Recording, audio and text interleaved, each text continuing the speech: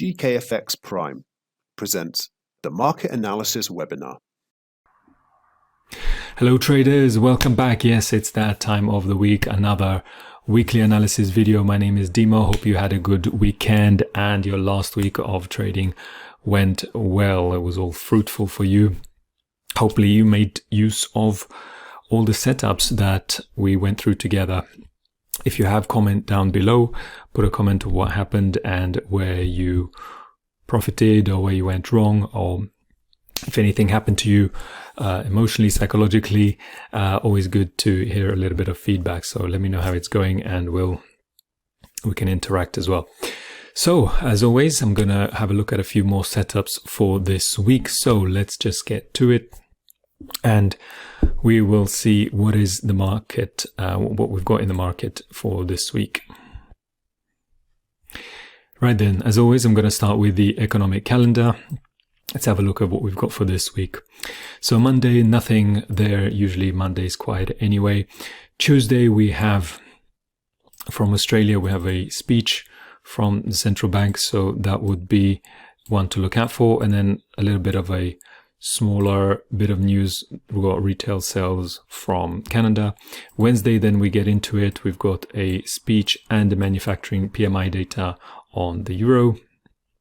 And then we've got from New Zealand the rate statement, rates announcement and a statement as well. So that's a big one for New Zealand. And then we have another big one, as always, later in the day, late evening time for Europe and afternoon time for New York is the FOMC. That is usually a big one as well, so watch out for that one. That'll be an important one. Thursday, we've got a bank holiday afterwards from America. So that's for the dollar. And then from New Zealand, retail sales. So that's again a little bit of a minor bit of news, but still worth bearing in mind. So that's the news for the week. Friday is looks like it's an empty one this week. So let's see what we've got on this week's charts.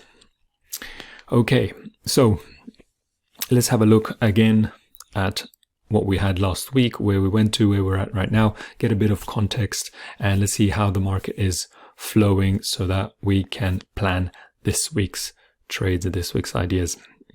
I'll start with the euro. As always, looking at last week, we had this sort of neutral week. We had a lot of just a big amount of long-term intra-week, I should say, sideways accumulation movement, whatever you want to call it.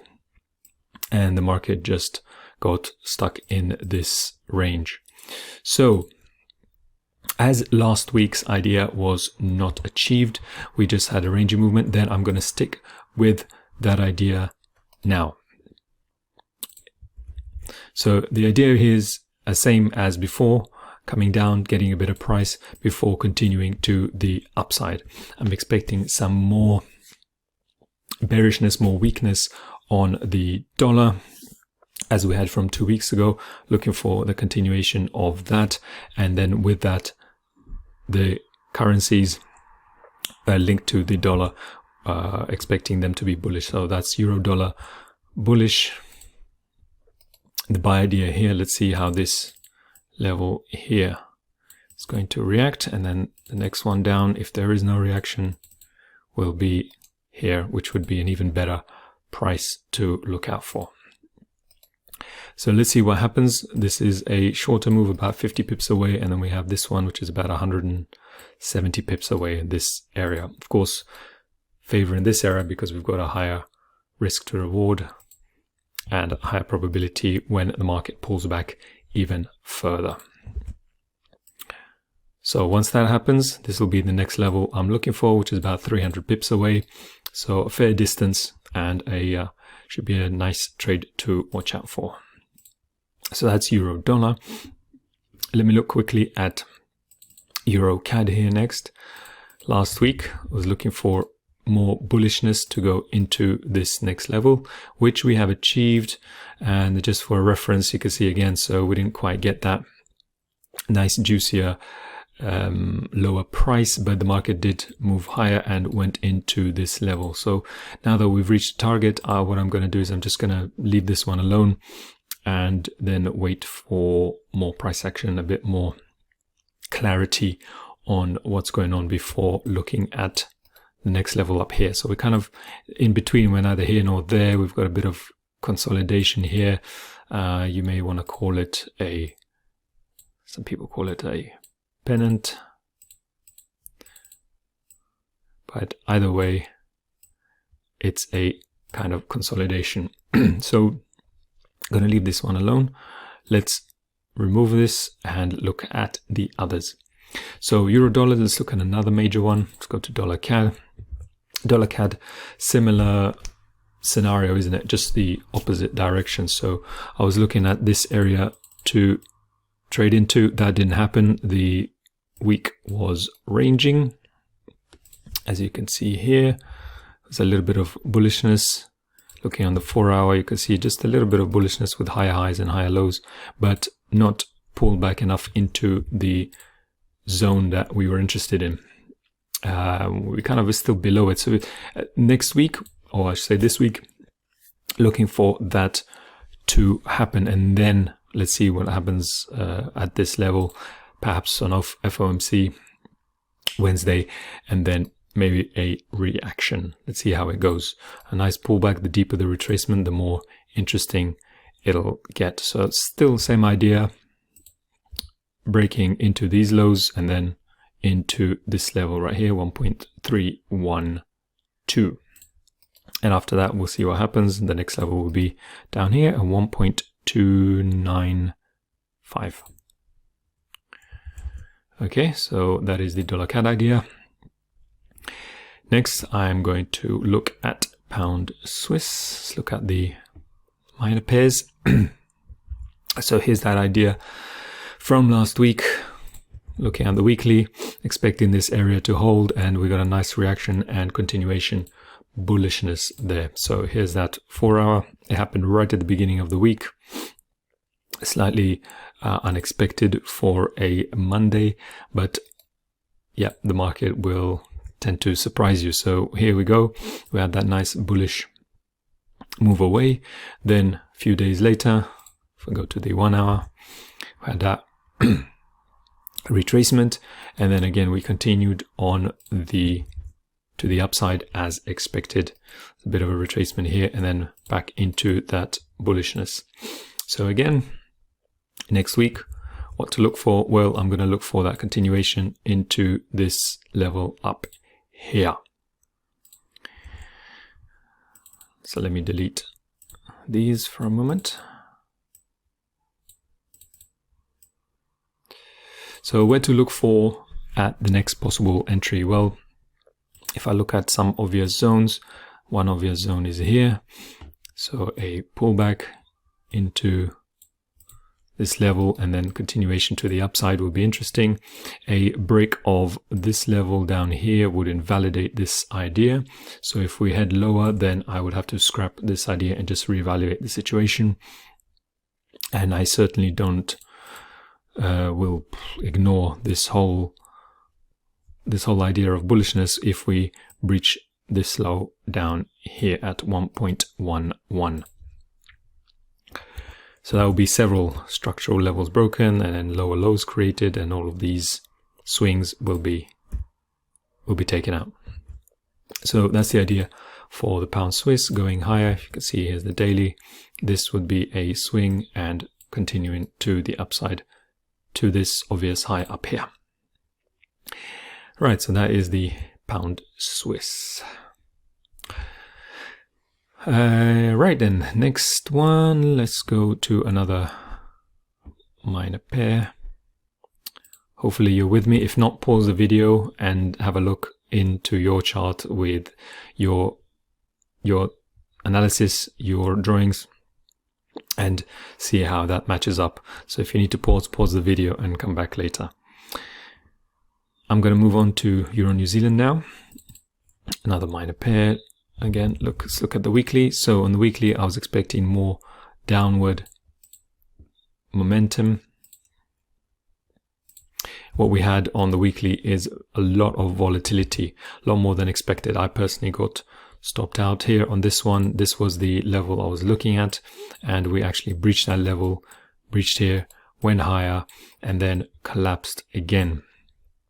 So this here was just a fake move to the upside, and we have now broken back below the previous low down here, and that would signal to me that we are now firmly going to the downside. So I'm now biased to the downside, and I will still look at this zone here for the market to come back to get a nice bit of price. So the next idea I would have, let's just mark it out, be this, push to the upside, getting a nice bit of price, and then heading down. So this point right here now becomes the invalidation area, so I don't expect the market to move beyond that. If it does, then again, scrapping this idea. We'll have to scratch that. Here we go with this idea. Euro New Zealand, nice pullback. If you want to take a fib, to draw a fib, if it's easier for you to see, here's the 50 level. Above the 50 level would be nice to look at. But anywhere within this zone, a reaction I'd be interested in, and then coming down, heading lower into the 1.67 and then 1.656. That's where I'm looking at, and you can see all of these swing points here. So as each one gets taken out, I'll be looking at the next one down as the target point. That's Euro New Zealand. If we don't get that push to the upside, then I will have to reassess and see whether there is a pullback on the lower time frame, coming down, pulling back, and then continuing to the downside. So that's the sell bias on Euro New Zealand.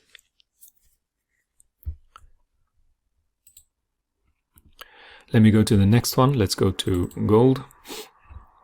Gold here, as you can see from last week, again, similar to the euro, we had some ranging movement. The weekly closed slightly bearish, slight pullback after a very, very strong week the week before. Now we're in this pullback phase. I'll be looking at a same idea as before, as last week, into this zone here, and then a push away into the next level, into this next structural swing point up here, and then up here. If this level doesn't hold, then the next one I'll be looking for is down here, as I was saying last week. So nothing really happened last week, so I'll be just looking for the same thing and just waiting. Sometimes we need a bit more patience, let the market play out, let it happen, let it tell you what it wants to do. Don't rush into it just because you think it's going to go somewhere, but let it work out, plan your trade, and trade your plan, as they say. So that's the gold idea, similar to euro, isn't it? Similar in its structure and in the way that it looks. Okay, let's go to oil now. So oil is an interesting one. We had the monthly here broken, taken here last month. On the weekly, you can see we had a bearish week, so continuing to the downside, breaking this structure low, creating new lows. We then fill this gap, and looking on the monthly, we are in a very heavy retracement from the low to the high. We're now beyond the 61.878, so this whole area that we're down here at is a whole level to look at, to be interested in, and we are now in that level currently, and currently ranging on a weekly time frame. And on a daily, it also looks a little bit uncertain. So the next question is, where do we go from here? Well, if I'm expecting some bearishness on the dollar, then I would expect a bit of bullishness on oil. Where would we look to do that from? Well, we've got this low down here. So what I'd be ultimately interested in is for the market to move a bit lower, take this low, and then with the dollar's drop to go up. First point would be these highs, and then obviously the next highs, as I was saying earlier. Now, I'm going to have to bear in mind that that may not happen. So if we do not reach this low down here, then a push to the upside, the other scenario, and then a pullback, retracement, and then heading higher. That is the other scenario, the other possibility. For that to happen, we'd have to break this structure. We'd also have to break this structure right here. And once these are broken, that will indicate a nice bullish strength, a bit of strength in the market coming in. And you can see that gap has now been filled, properly filled, and let's see what happens from here. We have to be careful, have to be aware of this, because we are in a long-term range, so we may range for a while yet. So we really want to wait and see for some clarity before taking any action. You can also see this trend line here. So again, a break of this trend line would be nice, but then don't want to get too complicated here. The main idea is to see a nice push to the upside before thinking about continuing and jumping on the new trend to move to the upside. So far, there's not much clarity. We have had the push down, fill the gap. So let's see where we go from here, what happens now. If I go to the weekly, the week did finish clearly bearish, so I would favor the bearish scenario, the push down before taking these lows out and then looking for that reversal idea. If you want to be safe, the safer idea is just to let the reversal happen and then ignore oil for this week and then simply wait until the week after. And then when we have that weekly candle printed and we do see the reversal, then we'll see how it plays out. It might get a bit more interesting, a bit more clear, and the market will show us a bit more data, a bit more information of where it intends to go. Okay, that's oil for you. Next, let's have a look at what have we got left. We have Bitcoin is left, as usual. Right, Bitcoin. The candle last week closed ever so slightly bullish, but it is more neutral. As you can see on the 4 hour, we had a brief push and then sideways movement the whole week. So again, uncertainty, if you want to call this, once again, a pennant, triangle. It's all consolidation, ranging movement. Market doesn't have a set direction yet, so we want to wait for that. Didn't hit this high last week. That means I'm still going to continue with this idea for next week, looking to go lower. So just to clean this up a bit so it's not too complicated. Much easier when the chart is clean, isn't it? So this one I'll be really looking for a move higher before a drop. Now the thing is that if we look at the dollar and expecting weakness on the dollar, then the more likely scenario is for Bitcoin to drop and then create some kind of reversal if it lines up with the dollar and if the dollar drops as well. So now that we've got more ranging movement, the market didn't go either way. Now it's making me question whether we are actually going to drop further. So this is not the best scenario because we still don't have that much clarity here. The real clarity will come when we break this high up here.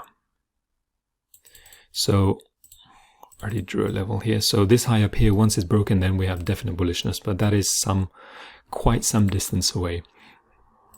For this week, we'll have to see if we drop further into the next level down, which is about the 14k level, and then we'll see what happens from there.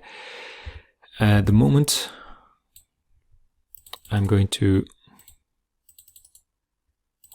delete this idea because we've now been ranging. It's not very clear what's going on, and I'll favor the downside for now, just for the week. If the market heads up here, or maybe this level up here would also be an idea to short from. So let's see how it goes if that is indeed the case. If it's not, again, we may have more ranging movement, right? So you want to make a note of that and be aware of that fact. We don't know how the market's going to play out when it begins ranging like this. You do really want to have a bit more patience and understand that it needs time, and it just needs a bit more time to play out. So that's a Bitcoin for you. Hopefully that helps. You can see that when it's not very clear, you do really want to step away and wait for the probabilities to come to you. So those are the charts for this week.